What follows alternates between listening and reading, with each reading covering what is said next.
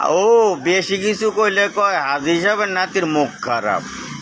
এক নেতা আমারে ফোন দিল, ও তোমার তো একটা অ্যামাউন্ট আছে। তো আমি কইলাম আমি তো 6 গ্রাম আমার সমন্দির গরু কিনি, তো আমি গরু কিনে আইতে আছি। ও আচ্ছা ঠিক আছে আসো। তো নেতার কাছে এখন আসলাম। আসার পরে এখানে মনে একটা বানচালি করছে একে, হয়তো কারোর দিয়ে দিছে, আনালে কেউ কইছে হ্যাঁ তো অনলাইনের ভিতরে অনেক কিছু বগর বগর করে, হ্যাঁ দন লাগতো না। আর নাইলে হয়তো কইছে গরুর বাজার গেছি, হ্যাঁ হয়তো হ্যাঁ কুরবানি দেয়, হ্যাঁ রে টাকা দেওয়ার কোনো প্রয়োজন নাই, এরকমই হইতে পারে ভাবটা আমার, মানে আমার ব্রেইনে যেটা ধরলো একে।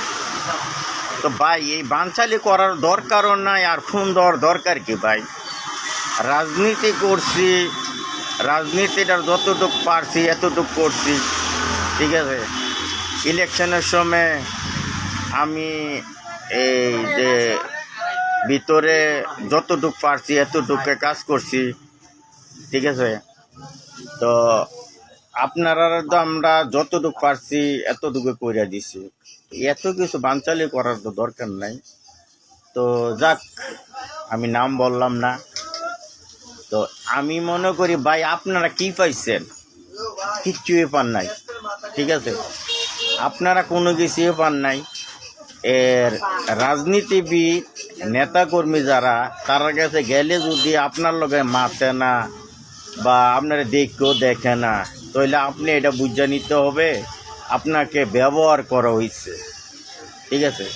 আবার এই ব্যক্তিটাই যদি আপনাকে আবার কোনো দিন আবার ডাক দেয়, কেমন আছো, হয়তো স্বার্থের জন্য আপনাকে ডাক দিছে এবং কি আপনাকে ব্যবহার করার জন্য ডাক দিছে। ভাই মৃত্যু সকলের আছে, একদিন মরতে হবে, বুঝলেন। আখেরাতে হিসাব দিতে হবে। আমি অনলাইনে বইলা যাই, সবাই ধন্যবাদ দেয়, তো আমি যেটা সঠিক আমি এটাই বইলা যাবো সবসময়, ঠিক আছে। আল্লাহ যদি আমার লগে সহায়তা থাকে, আপনারা কেউ আমার বিরোধিতা করতে পারবেন না, কারণ আমি সঠিক যেটা দিয়ে বইলা যাই। আল্লাহ বিচার করলে হবে। আল্লাহর কাছে আমি ছেড়ে দিছি, তিনবার আমি উমরা হজ করছি। আমি দোয়া করি আল্লাহ তাদের হেদায়েত করুক, তাদের বিচার এই দুনিয়াতে করুক, আমরা দেখিয়া যাই।